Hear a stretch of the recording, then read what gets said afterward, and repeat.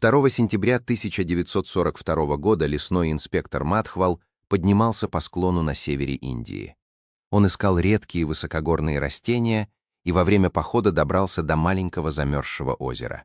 Среди серых камней у самой воды инспектор заметил человеческий череп. Мадхвал подошел ближе. На берегу лежали ребра, позвонки и кости рук и ног. Другие останки были видны под прозрачным льдом и на дне.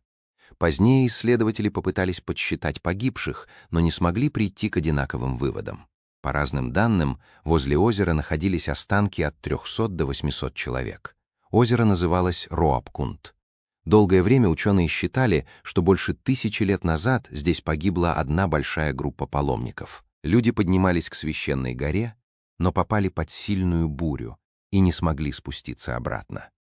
Найденные предметы, травмы на черепах и песня местных народов словно подтверждали одну и ту же историю. Тайна казалась раскрытой, пока в 2019 году ученые не провели анализ ДНК 38 погибших людей.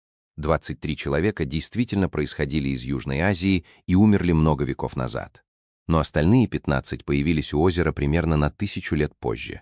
14 из них были генетически ближе всего к современным жителям Греции и Крита. Происхождение еще одного человека было связано с Юго-Восточной Азией. Возможные даты смерти этих 15 человек совпадали. Они могли прийти к озеру вместе, хотя рядом не проходил крупный торговый путь и не было крупного города. В известных документах тоже не нашлось сведений о группе путешественников, пропавшей без вести в этой части Гималаев. Кем были эти люди? Зачем они поднялись на высоту более 5000 метров? И почему их путь закончился возле озера, где уже лежали останки тех, кто погиб за много веков до их прихода? Чтобы приблизиться к ответу, сначала нужно восстановить старую версию и понять, почему ей так долго верили, а затем проверить каждую находку, которую ученые обнаружили позднее.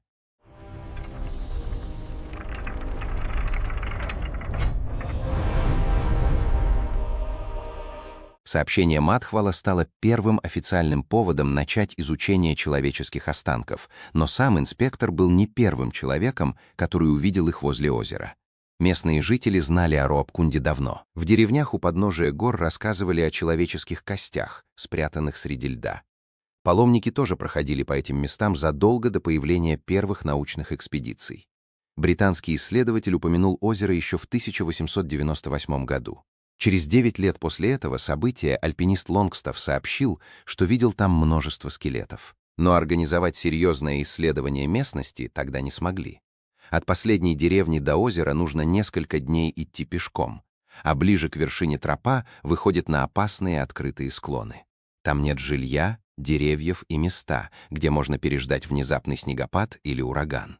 Высота Роапкунда превышает 5000 метров. Это выше Монблана и любой вершины Альп. Примерно 10 месяцев в году вода и большая часть берега скрыты под снегом. У исследователей оставалось лишь несколько недель в конце лета, когда становилось тепло, лед отступал и позволял увидеть человеческие останки. Если экспедиция опаздывала, озеро снова исчезало под снегом до следующего года. Когда о находке сообщил Мадхвал, шла Вторая мировая война. Британские власти опасались, что через Гималаи пытался пройти японский военный отряд, поэтому первой проверили именно эту версию. Они предполагали, что это могли быть погибшие японские солдаты, но эта версия отпала почти сразу. Даже начальный осмотр показал, что кости пролежали в горах намного дольше нескольких месяцев. Однако война продолжалась, и полноценные экспедиции добрались до озера только через 14 лет. В сентябре 1956 года туда независимо друг от друга поднялись сразу несколько научных групп. Каждая забирала образцы костей и найденных предметов, потому что проводить долгие исследовательские работы на такой высоте было почти невозможно. Сам водоем оказался совсем небольшим. Его диаметр составлял около 40 метров, поэтому весь берег можно было обойти за несколько минут. Но после таяния снега останки были видны повсюду. Отдельные кости лежали на камнях, другие находились в воде, а на некоторых еще сохранились кожа, волосы и остатки одежды.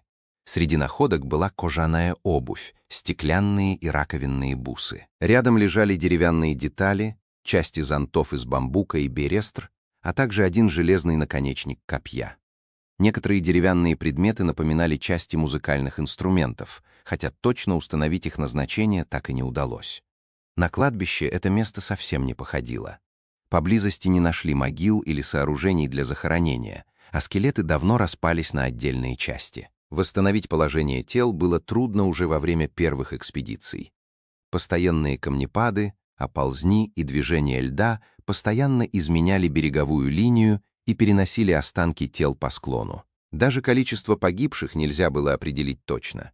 Исследователи не всегда понимали, какие разрозненные кости принадлежали одному человеку.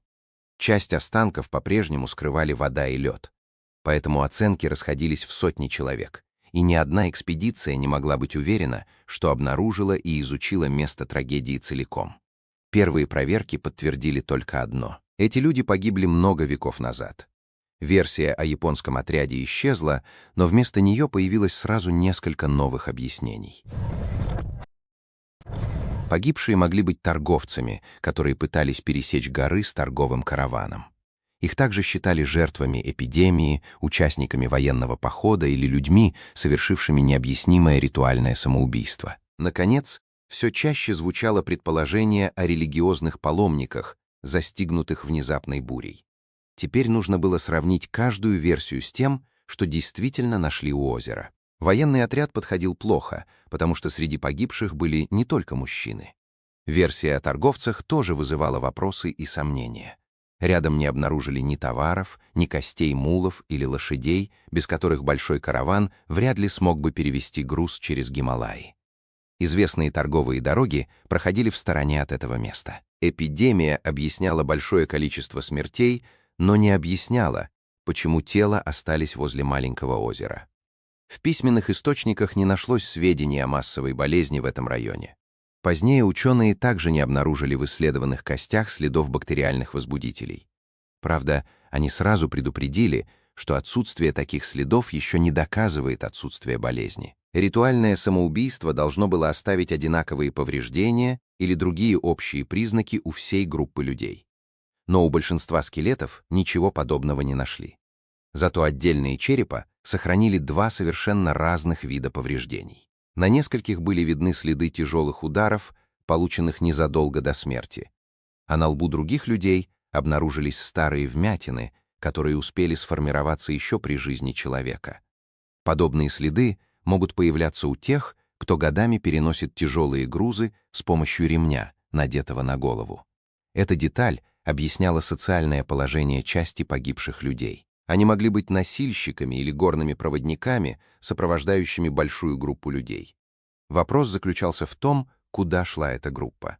Ответ находился прямо на карте. Рядом с озером проходит древний маршрут паломничества Нанда-Деви Раджджат. Его участники идут к горе Тришул, которую связывают с богиней Нанда-Деви. Паломничество совершают раз в 12 лет, а путь считается одним из самых тяжелых в Гималаях. На последних участках люди движутся по узким гребням с обрывами по обе стороны. Даже летом температура может быстро опуститься ниже нуля.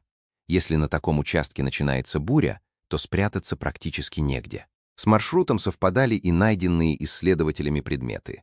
Участники шествия несли богини, бусы, украшения и другие дар.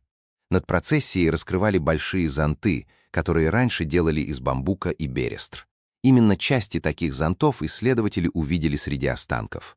Паломничество объясняло присутствие мужчин и женщин, а также носильщиков, музыкантов и проводников. Оно объясняло бусы, кожаную обувь и деревянные детали. Но оставался главный вопрос. Что могло погубить сразу столько людей? Возможный ответ звучал в песне, которую знали жители соседних деревень. Предание рассказывало о богине Нанда-Деви, которую однажды встретили без должного почтения. Разгневанная богиня погубила урожай и испортила молоко скота. Чтобы заслужить прощение, местный царь и его жена решили подняться к священной горе и принести дар. Но вместо скромного паломничества они устроили праздничное шествие. Вместе с ними отправились придворные, музыканты и танцовщицы. Такое поведение разгневало богиню еще сильнее. Она подняла бурю и обрушила на людей град из огромных ледяных камней. Спрятаться на открытом перевале было негде, поэтому вся процессия погибла. Для науки значение имел не гнев богини, а указанная в песне причина смерти. В высокогорье крупный град действительно может тяжело ранить человека. Если после удара он уже не способен идти, холод быстро приводит к переохлаждению. 3 исследованных черепа сохранили переломы, которые не успели зажить. Это означало, что травмы появились незадолго до смерти. Повреждения могли быть следами крупных градин, хотя исследователи допускали камнепад, падение на скалы и другие причины. Несмотря на эту оговорку, версия выглядела достаточно убедительно. Паломнический маршрут и найденные вещи объясняли появление большой процессии. Старые следы на лбу указывали на носильщиков. Свежие переломы совпадали с описанием града, а песня могла хранить память о настоящей трагедии. На протяжении десятилетий эту историю повторяли в книгах, статьях и документальных фильмах. Однако в ней оставалось слабое место, которое почти невозможно заметить по разбросанным костям. До сих пор никто не доказал, что все погибшие люди жили в одну эпоху. Первые датировки были приблизительными, а по внешнему виду останков нельзя было определить происхождение каждого человека. Поэтому сотни отдельных костей объединили в одну группу людей еще до того, как появилась возможность сравнить их реальный возраст. Такая возможность появилась благодаря анализу древней ДНК и более точному определению возраста костей. В 2019 году международная группа опубликовала результаты большой проверки Раабкунда. В исследовании участвовали ученые из Индии, Германии и Соединенных Штатов Америки. Исследователи получили ДНК 38 человек и уточнили возраст почти каждого образца. Затем они проверили химический состав костей, который сохраняет сведения о питании в последние годы жизни. Сначала результаты словно подтверждали старую версию. 23 человека происходили из разных районов Южной Азии и жили примерно между VII и X веками. Среди них были мужчины и женщины, поэтому паломничество по-прежнему оставалось разумным объяснением. Но затем ученые сравнили ДНК отдельных людей. Один из них мог умереть не позднее VIII века, тогда как другой жил как минимум до конца IX. Даже с учетом погрешности эти люди не могли погибнуть в один день. Получалось, что древняя южноазиатская группа тоже появилась возле озера после нескольких разных происшествий. Песня могла рассказывать об одной трагедии, но не объясняла все ранние человеческие останки. Следующий результат оказался еще неожиданнее. 14 человек вообще не относились к древней южноазиатской группе. Их генетический профиль был ближе всего к современным жителям материковой Греции и острова Крит. Это не означает, что каждый из них родился именно в Греции или на Крите. Анализ показывает связь происхождения с Восточным Средиземноморьем. Но он не называет конкретный город и не рассказывает, где человек провел большую часть жизни. Последний участник исследования отличался от обеих групп.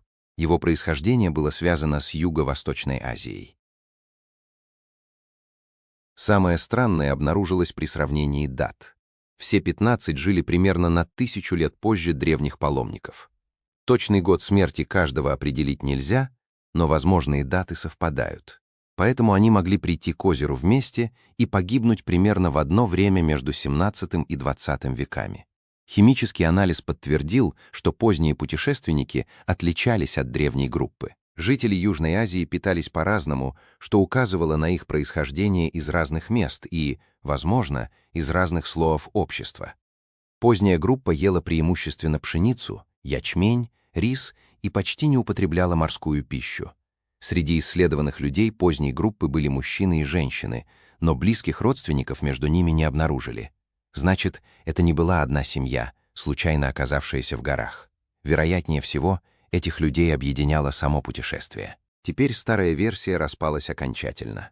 Возле одного маленького озера находились люди из 3 частей света, жившие в разные эпохи. Даже ранние останки могли появиться после нескольких происшествий, а поздние путешественники пришли примерно через 1000 лет. Именно они превратились в главную загадку Раабкунда. Авторы генетического исследования предположили, что сами путешественники или их недавние предки происходили из Восточного Средиземноморья. В то время многие земли этого региона находились под властью Османской империи. Это территория современной Турции. Однако сама империя была намного больше. Такая формулировка охватывает огромную территорию от Балкан до Северной Африки и почти не помогает установить конкретное место. Питание без заметной доли морских продуктов позволяет предположить, что перед смертью эти люди долго находились вдали от побережья. Возможно, они уже путешествовали по суше или жили во внутренних районах Индии. Но к какому месту они себя относили и на каком языке говорили, анализ костей определить не может. Версия о торговцах сталкивается с прежней проблемой. Пути между Османской империей и государствами индийского субконтинента довольно хорошо известны. Ни один из них не проходил возле озера. От каравана также не осталось ни груза, ни костей вьючных животных. Можно предположить, что поздняя группа присоединилась к местному паломничеству. На протяжении столетий в Индию приезжали торговцы, миссионеры, искатели приключений и духовные паломники. Некоторые оставались там на долгие годы и принимали местные обрчии. Если люди средиземноморского происхождения уже жили в Индии, путь к Нанда-Деви мог иметь для них понятную цель.